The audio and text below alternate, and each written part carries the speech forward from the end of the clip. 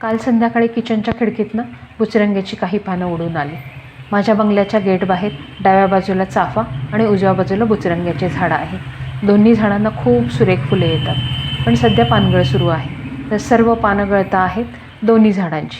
किचनची खिडकी उघडी असली की हवेने बरेचदा बुचरंग्याच्या झाडाची पानं किचन ओट्यावर उडून येतात आणि पावसाळ्यामध्ये फुलं आणि हिरवागार झालेला बुचरंगा खिडकीतून खूप सुरेख दिसतो आणि बुचरंगाच्या फुलांचा मंद वास, फुलांचा तो दरवळणारा आणि लहानपणीची आठवण करून देतो. शाळेत जाताना अनेकदा बुचरंग्याचे पडलेले फुलं वेचायची आणि त्याची वेणी करायची. एक तर ती शिक्षिकेला द्यायची किंवा आपल्या स्वतःच्या केसात माळायची.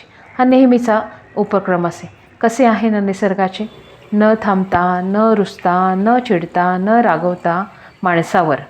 हो, कारण माणूस सध्या एकमेव त्रास देणारा घटक आहे निसर्गाला. तरी तो निसर्ग त्याचे अविरत देण्याचे काम थांबवत नाही माणसाला. पण माणसाचे पण असेच व्हायला हवे होते दरवर्षी. राग, चिडचिड, द्वेष, आणखीन काहीतरी हवं, ह्या गोष्टीची पानगळ होऊन नवीन, सकारात्मक, समाधानी आणि आनंदी माणूस म्हणून नव्याने वर्ष सुरू करत जगता यायला हवे होते. किती बरं झालं असतं, हो ना? असो, पण शिकण्यासारखे खूप काही आहे निसर्गाकडनं. बघा जमतंय का?